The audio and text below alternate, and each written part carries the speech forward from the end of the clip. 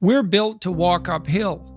And when you reach the pinnacle of the hill, you want to stop and appreciate the vision. But the next thing you want is a higher hill in the distance, because it's the uphill climb that it's from the uphill climb that we derive our value. And I mean this technically. So almost all the positive emotion we feel, especially the emotion that fills us with enthusiasm, and that's to be filled with the Spirit of God, by the way, because that's what enthusiasm means.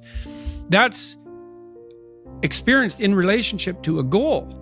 And so in some sense, and this is part of the religious enterprise, you want a goal that you can never attain, right? So you can always move closer to the goal that recedes as you move towards it. You think, well, that's frustrating. It's like Sisyphus pushing the rock uphill. But it's not, because as you pursue that goal, you put yourself together and your life does get better and richer and more abundant. And that's why the highest levels of virtue and goal are in some sense transcendent. You want them to be above everything you're doing so you can continually move towards something that's more sublime and better. That's what you are. You're here to live, not to sleep. And the problem with the vision of Mai Tais on the beach is that, well, first of all, that's a vision of drug-induced unconsciousness. Second, it's only going to work for about a week. Third, you're going to be a laughingstock in a month and depressed and aimless and goalless. You want a horizon of ever-expanding possibility. And so it does happen to people because they've staked their soul on the attainment of an instrumental goal.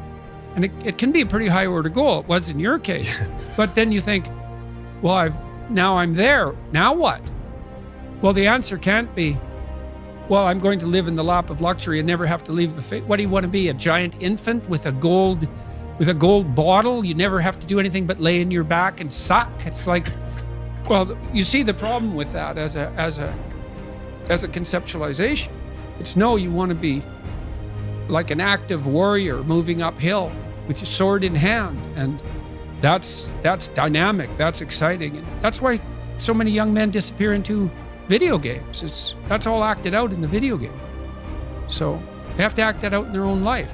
Not that I despise video games, because I don't, but they're not a substitute for life. They might be good training under some conditions for life.